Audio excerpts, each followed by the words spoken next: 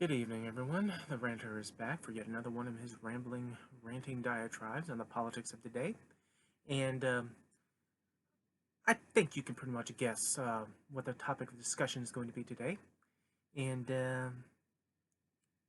I'm afraid I'm probably not going to be too structured on this, though I will make it a thought in my head to make sure the duration of it will be of a human length and not be long-winded on what I want to expel into the universe here, but don't count on it.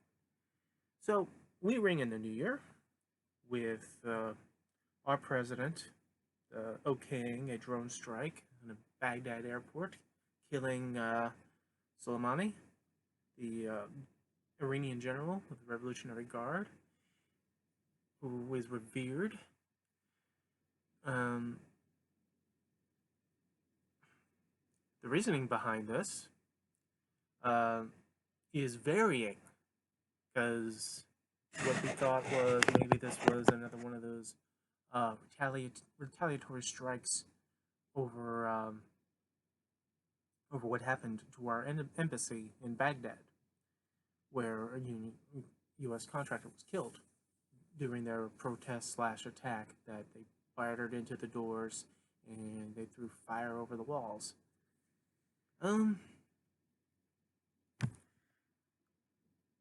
There is some ambiguity going on with this, as apparently this guy has been targeted for a long while.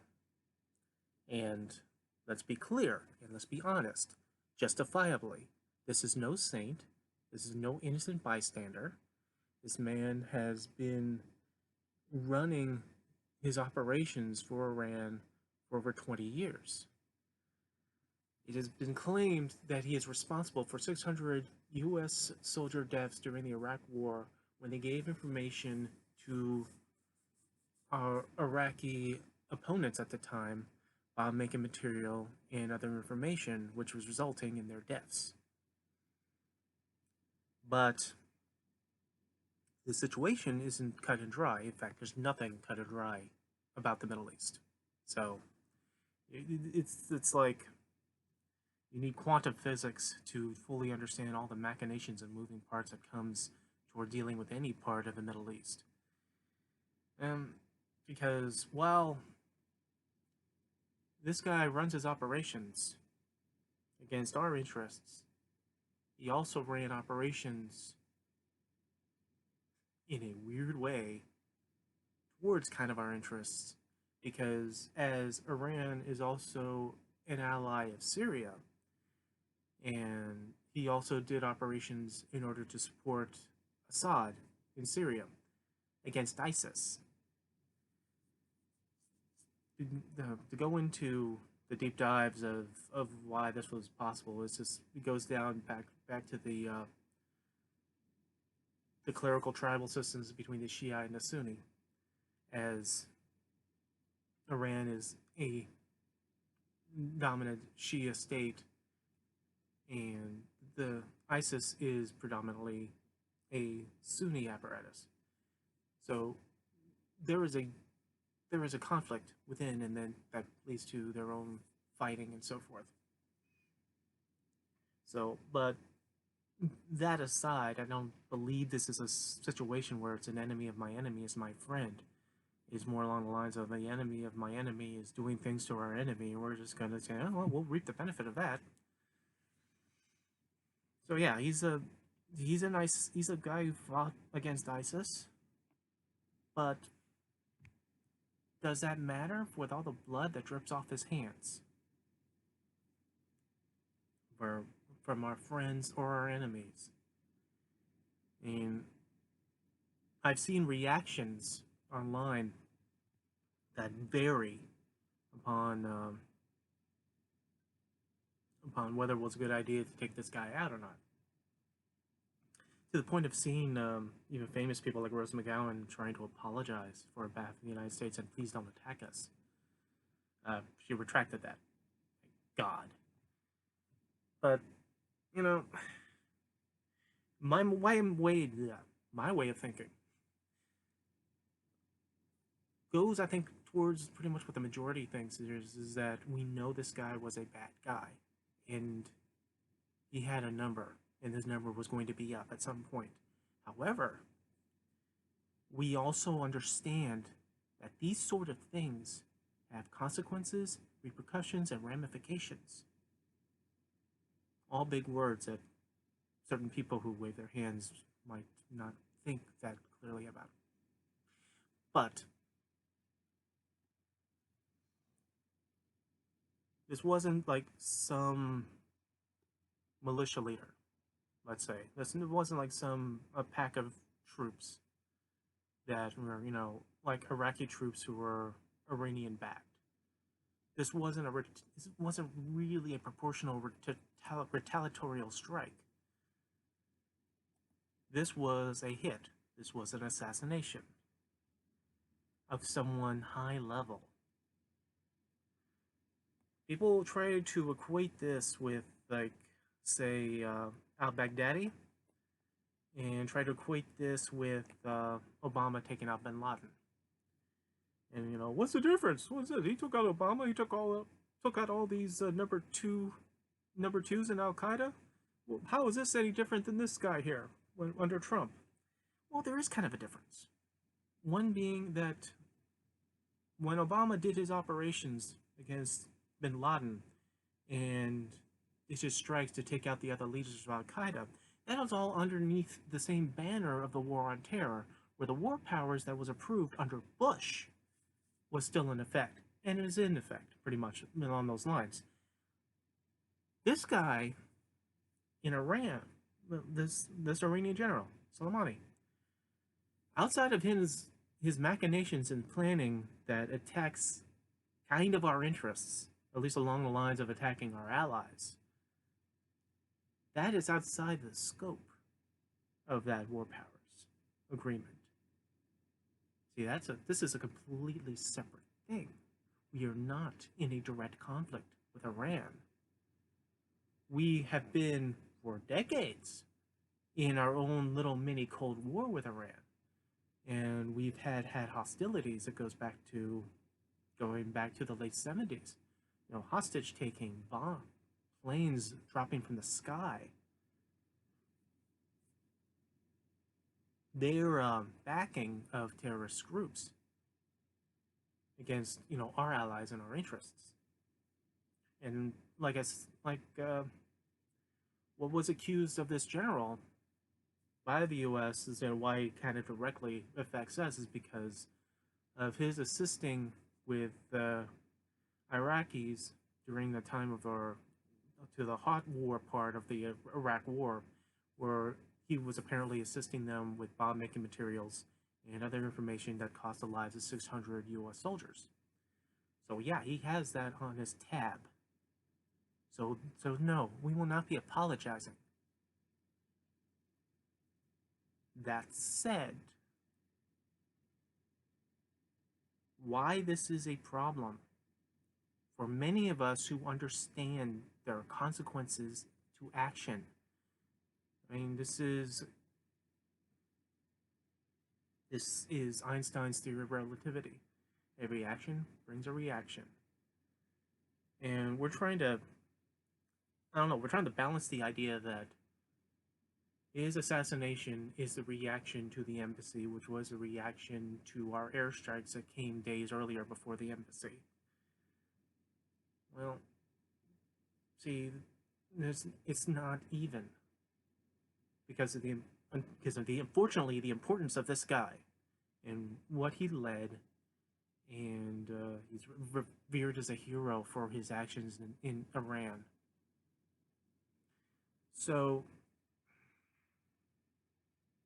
this is a lot different than Assad using chemical weapons and Trump as a punishment throwing bombs into an empty airfield.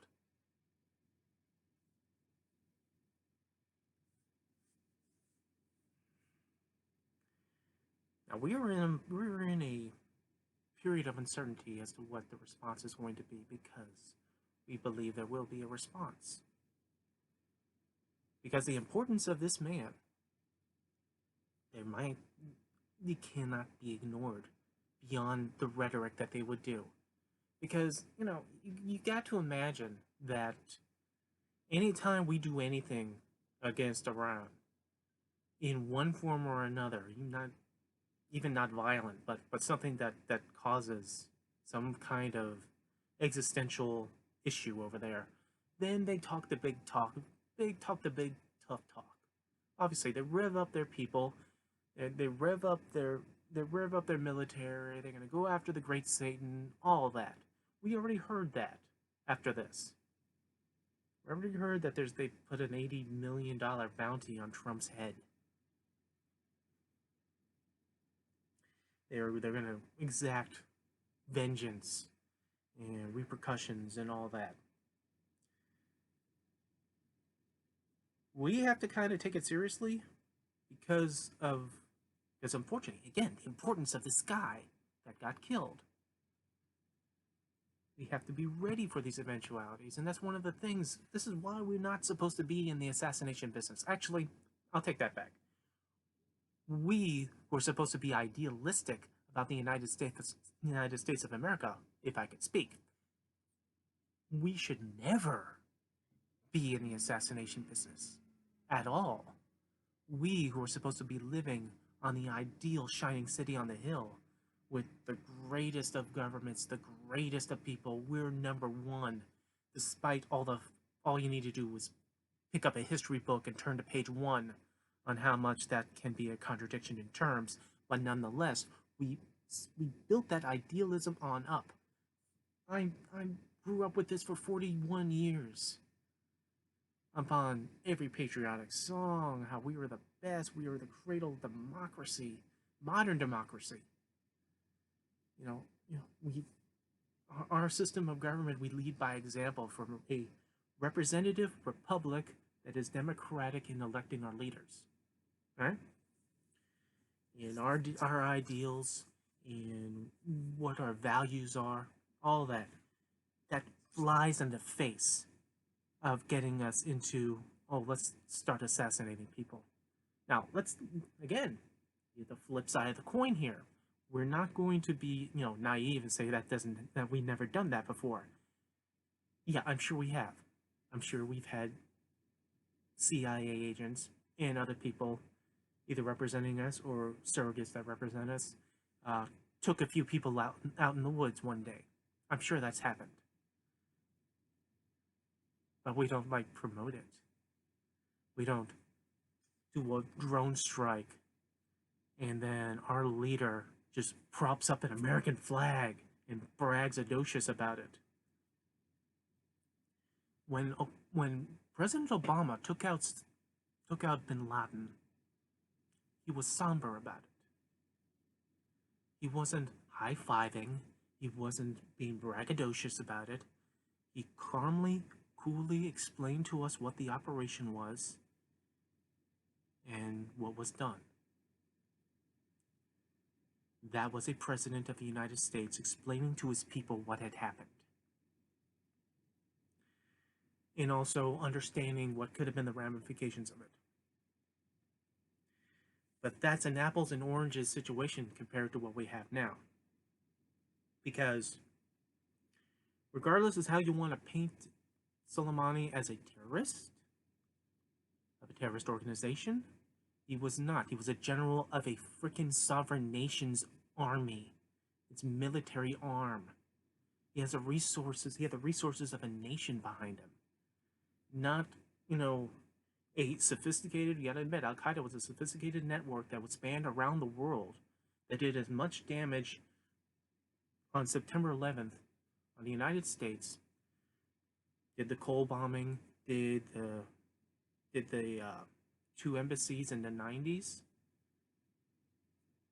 that did their activities in Bali, but nonetheless did not have the sustained network as a sovereign nation does. An official sovereign nation like Iran.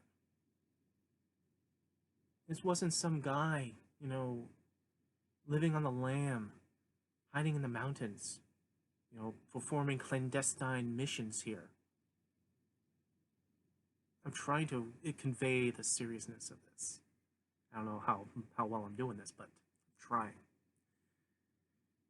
So Obama was really somber in trying to, even with it being Al Qaeda, explaining what happened, how he got taken down.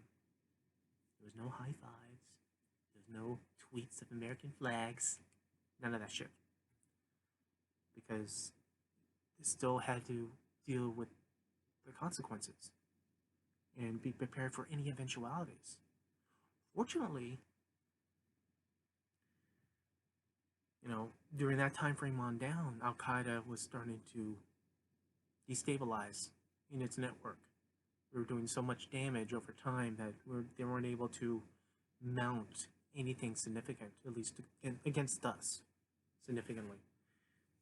And maybe they contented themselves with our running into roadside bombs in Iraq, excuse me. But might not be the case with this. Let me again try to illustrate the problems with taking somebody out without thinking of the future of this. We went into the Iraq War looking for weapons of mass destruction. Before we actually had boots on the ground in Iraq, George Bush had the early push for this war to happen. Okay, with the intended excuses that there would be weapons of mass destruction. Hans Blitz, if you remember him, he was already doing weapons checks over there, and he couldn't find anything. He represented the UN looking for weapons. That Bush's crowd wanted this war. They wanted not only this war, they wanted it to be a legitimate war, so much so that Cheney got himself a little office in, was it CIA or Pentagon? Either way, I'm getting old. But he squirreled himself away in the office to try to pump out, legitimate reasons why we need to go to war with Iraq. Honestly, if Bush would have told us that he wanted to go to Iraq to finish what his father started, or that they attempted to kill George Bush Sr., we might have bought that. We're a patriotic bunch, us Americans. And you give us a valid reason, we'll get that patriotic blood flowing. But you lie to us about it. It's saying that something is there that is not there, just for us to go to war and to finish off Saddam Hussein. Then yeah, we're going to be a little resentful of that, especially if we have the lives of our people going down because of it. When it becomes a Halliburton and Blackwater private contracting scam. But I digress. So we go into this war. We find Saddam Hussein, his little spider hole, put him on trial, convict him, hang him. He's dead. All right. In the short sight, that's a good thing. Yay! Yay, it's over, it's over. Saddam Hussein's iron boot on people's necks is over. For the long sight, what happens after that? Saddam Hussein was a brutal, despotic dictator that used brutality, torture, maiming, rapes, mass graves to control 3 separate groups of people in his country that do not like each other, that should never have been thrown together, but were thrown together long, long ago when the Brits and the French decided that they needed to name this place after World War I. Transjordan no longer applied, and so they used the Bedouin word for a place being hot, and way, it's Iraq. Saddam Hussein had his bloody iron boot over the necks of 3 different sets of people that didn't like each other, that should be nowhere near each other, that should have their own sovereign places. But they were forced to exist together, coexist. That boot's gone. And say what you will about dictators, they do like order. And as horrible as he had control of these people, they were forced to coexist and be compelled to live in relative peace. That was over. So what you had sectarian violence, you had al-Sadr in Sadr City, you had Al-Qaeda in Iraq, because one of the claims was that that Al-Qaeda was in Iraq also. That was one of those things where we're trying to connect Iraq with 9/11. We'll get into that in a minute about something else. But yeah, they weren't there. Now they're there. Yeah, the same problems with the Bush administration, Obama administration, all that. So you got yourself into a quagmire because you made a vacuum. Now this country, long-term consequences that, for better or worse, our troops were still in Iraq for over a decade after Saddam Hussein swung on his rope. What's the long-term consequences of killing a revered Iranian general? Not some terrorist leader hiding in the hills in a tent with a cell phone, going from village to village to do his clandestine work.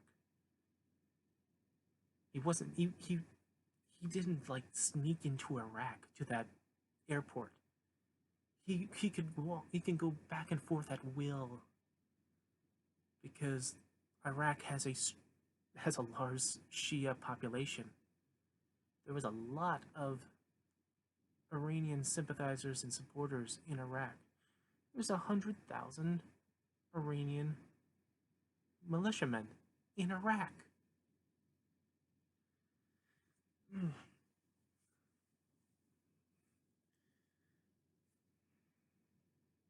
But our president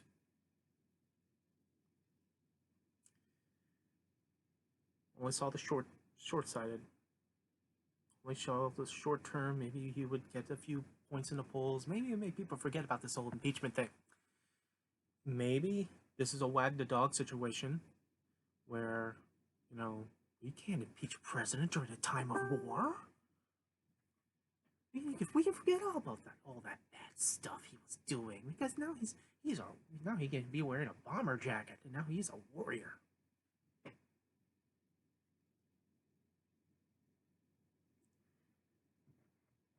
And here's kind of an example of what the mind that we have in our White House in dealing with this escalating crisis. Yesterday, there was a few articles that Iran was doing their talking tough. That, if this escalates into a war, they have 32 targets that they picked out to attack of U.S. interests. I'm assuming over there. We don't know. President Trump, and I'm going to paraphrase, because I think this is how his mind works. He says, quote, paraphrase, oh yeah, well, we have 52 sites.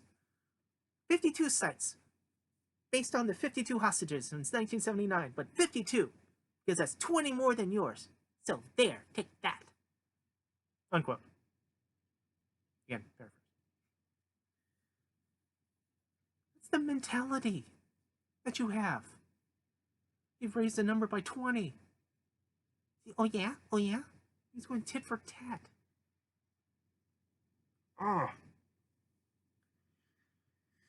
So, in the midst of all this, in the past few days, 300 plus soldiers have been redeployed back into Iraq, or towards Iraq.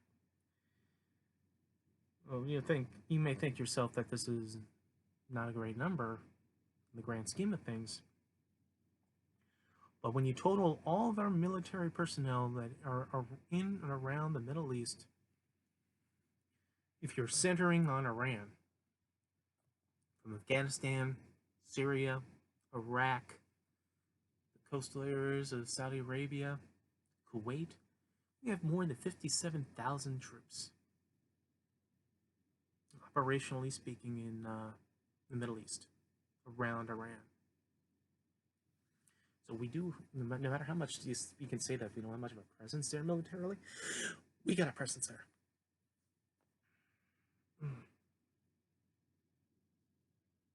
But here's the thing about that.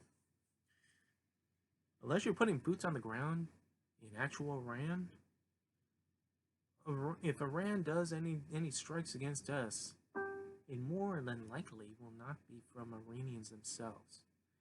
What Iran has done for decades is that they've fought their enemies through proxies, through surrogates. If you think of it along the lines of our Cold War actions against Russia and or China, we didn't fight Russia or China. We're trying to stop the spread of communism, so we fought Koreans and we fought Vietnamese, which were when they became communists, they were the offshoots of China and Russia. So it was like one of these weird, this was those proxy fights, which we were doing. You know, it's weird because we were kind of doing that too in our support of Saddam Hussein during the Iran-Iraq war. Because this is where our Cold War mentality was: if the enemy of my enemy is my friend, no matter how much of a scumbag and douchebag that friend is at the time.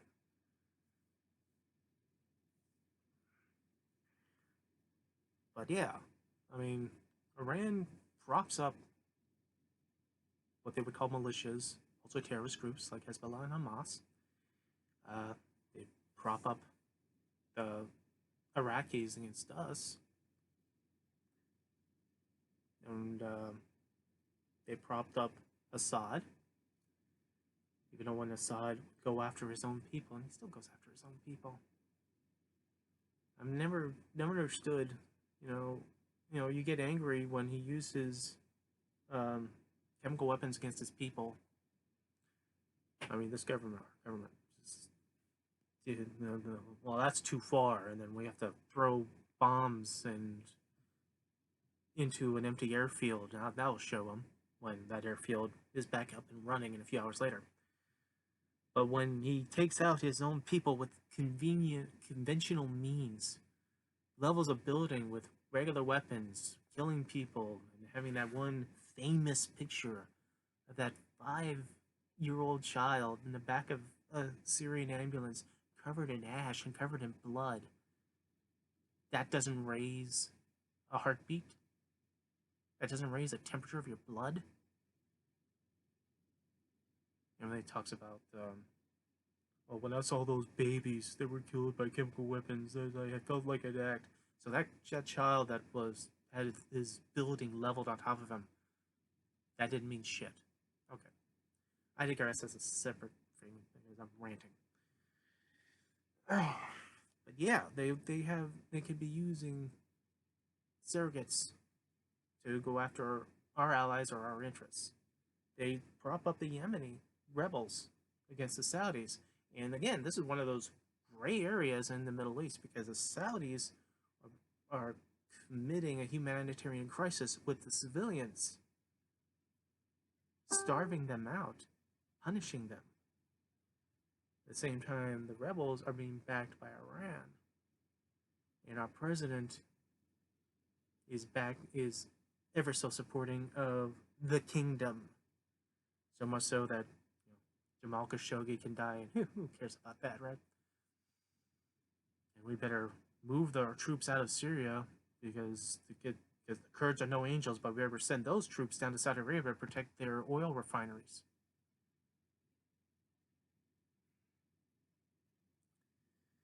So yeah, this is not a simple thing. Not going to be a simple thing. Unfortunately, we have a simple person at our helm. And you think that this is going to sidestep us from an impeachment trial? No, it's not. But again, if that was the case, this is another one of those redundant, unnecessary things because he's going to get acquitted in the Senate. It is going to happen.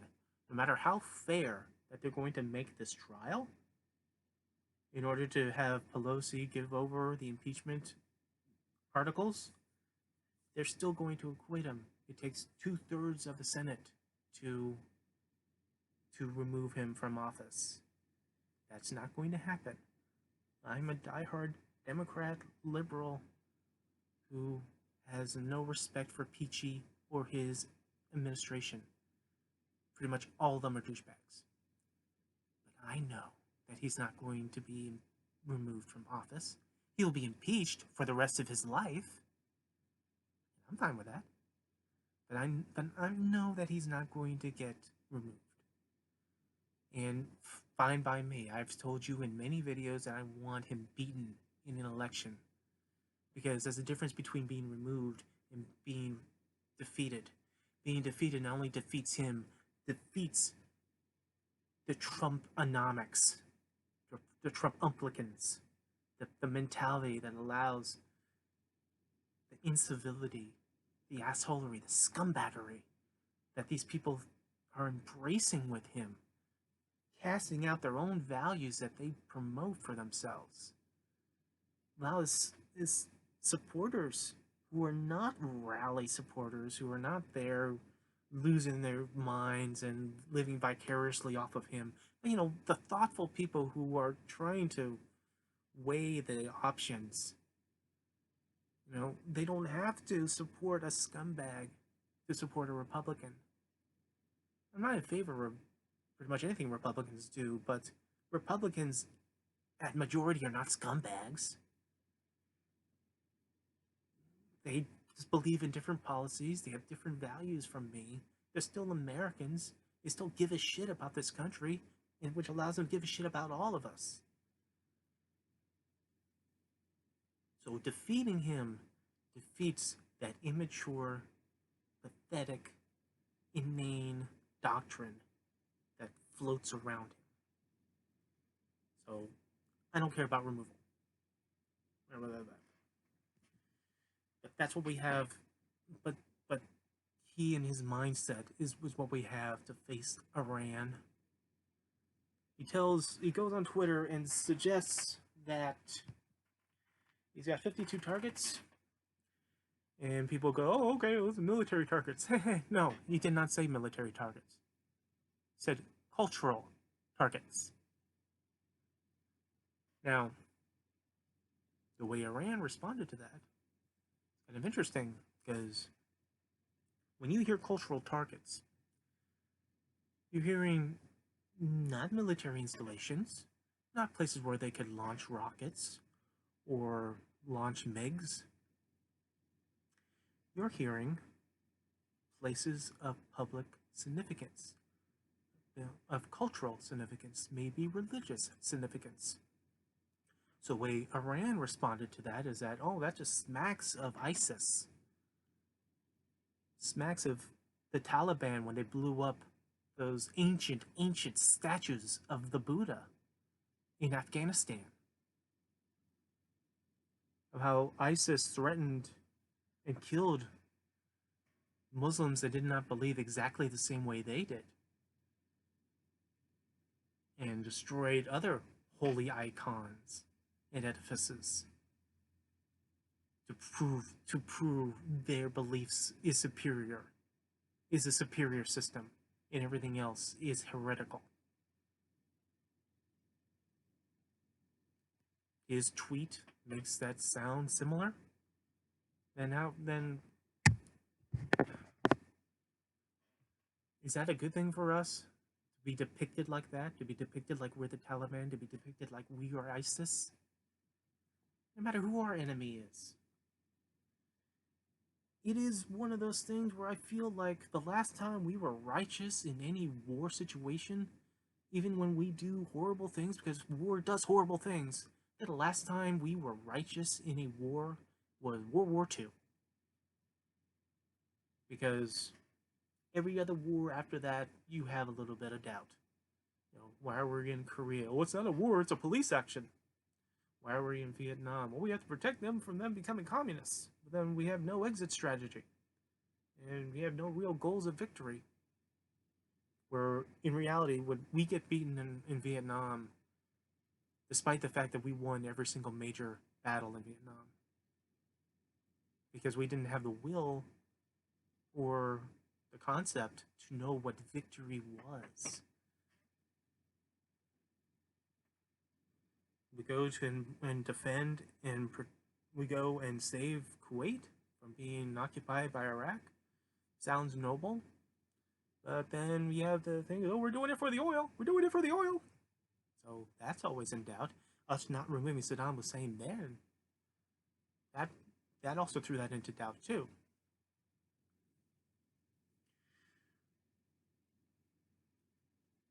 You can find some justification for Afghanistan, fine. But staying there after the removal of the Taliban, after removal and killing of bin Laden, then all we're doing there is just trying to hold people at bay. Same thing we were doing in Iraq again.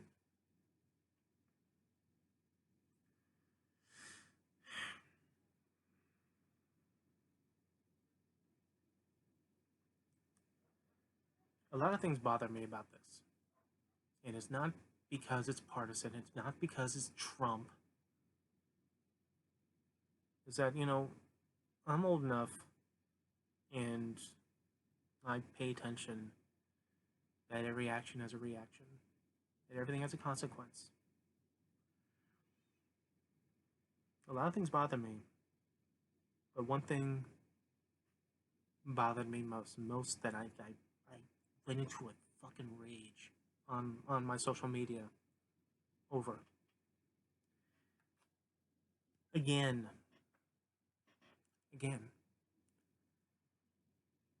We don't need to be lied to justify killing this man. This general done a lot of things that would justify someone capturing or killing him to square with the House. He's responsible for 600 U.S. deaths, military deaths. Okay? He's done a lot of things to damage our allies through his leadership. Okay. Those are all justifiable reasons. There's no need to lie to us and to lie to us in a manner that they did. Give me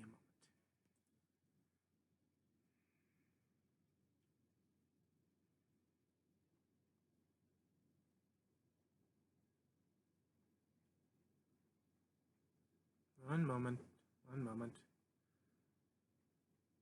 This is all the way down here.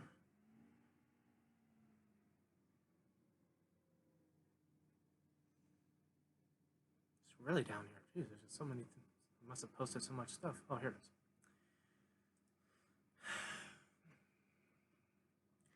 Vice President Mike Pence incorrectly links Iran to 9/11 while trying to justify Americans' assassination of the country's top general.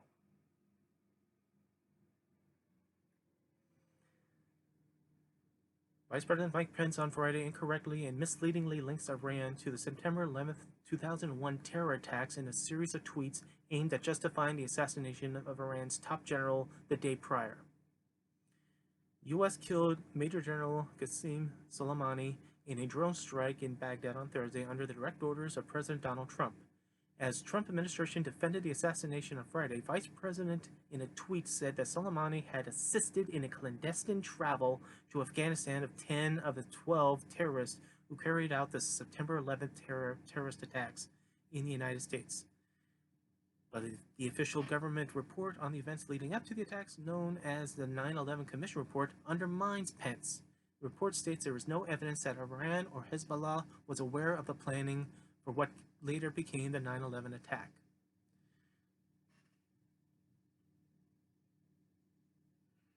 The report does say that there is a strong evidence that Iran facilitated transit of al-Qaeda members into and out of Afghanistan before 9/11, that some of these were future hijackers, but does not say that Soleimani was involved in that regard. There were 19 hijackers in 9/11, 15 of them from Saudi Arabia, 1 from Egyptian, 1 from Lebanon, and 2 from the United Arab Emirates. The Trump administration has repeatedly sought to present links between Iran and Al-Qaeda, the terror group responsible for the 9/11 attacks. This has raised concerns among the congressional lawmakers that the Trump administration might attempt to invoke 2001 authorization of use of military force to launch a war against Iran.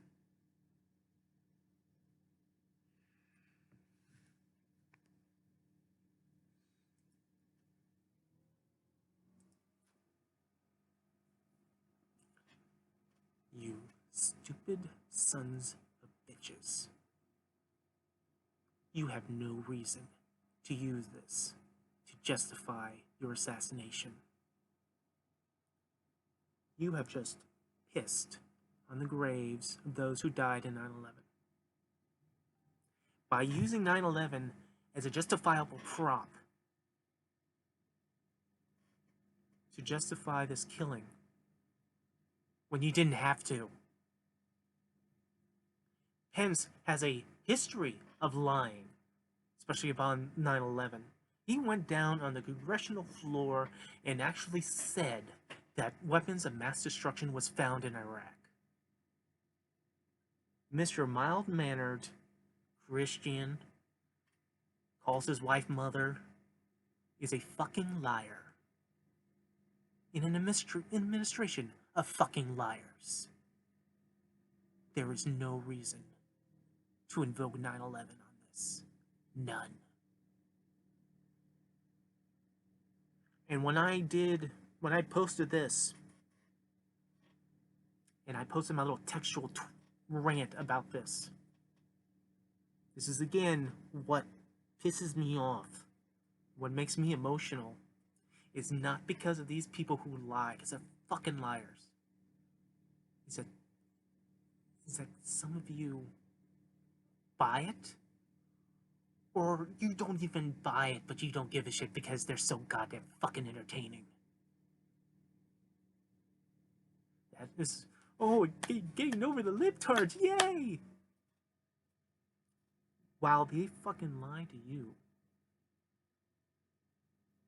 You buy that after so many years, after the 9/11 commission, that lo and behold, this general was facilitating for the 9/11 attack for travel? Are you buying that? That this Iranian general was helping a bunch of Saudis and United Arab Emirates and an Egyptian and a Lebanese go into Afghanistan specifically to do 9/11. Maybe he helped the Lebanese, maybe. I don't know about the Saudis.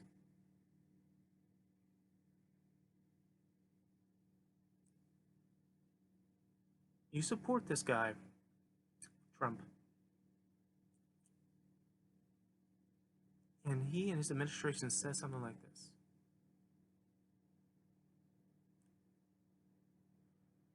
You know, I'll admit it, it triggers me.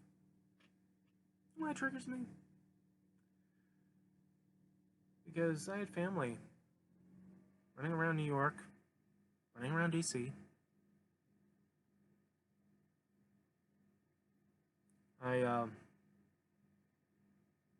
My father's best friend was in the Pentagon.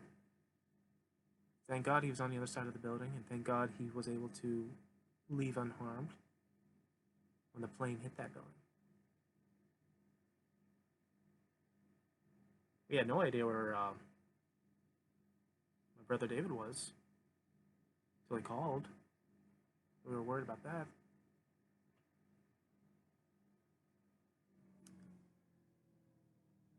I think Fox News got its highest viewership out of us. You know, like many of us, we were watching the news 24/7, and you know, what's happening next? What are we going to do next?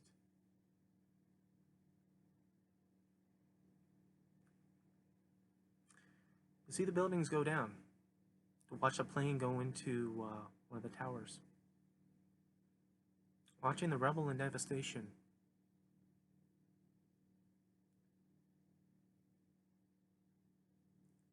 And then hearing, years and years and years and years later, a piece of shit vice president of a piece of shit presidential administration trying to link someone they currently killed to 9/11. Fuck you. All of you.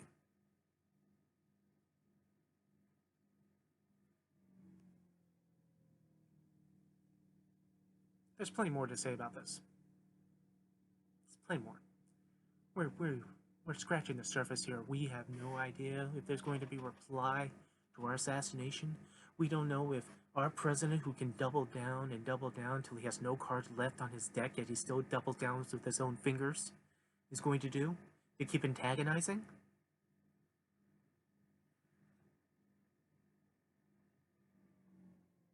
We got an attack at an embassy today in Kenya. Nothing to do with Iran, but we haven't heard too much about that, have we? Germany is now weighing in as what they're going to do because they also have military in country in Iraq. Iraqi parliament has voted for a resolution to remove us and all foreign people from Iraq. And some people might think, in hindsight, this might be a good thing. After all, maybe this is a way for Trump to get us out of these endless wars, and maybe he somehow Forrest Gumped his way out of it. But then, I applaud you for always looking on the bright side of life. But that's not realistic with this president. Because this president, who at 73 years old has the maturity and the intelligence of a 12-year-old, will take a look at this policy resolution from Iraq, and he won't see it as a way out.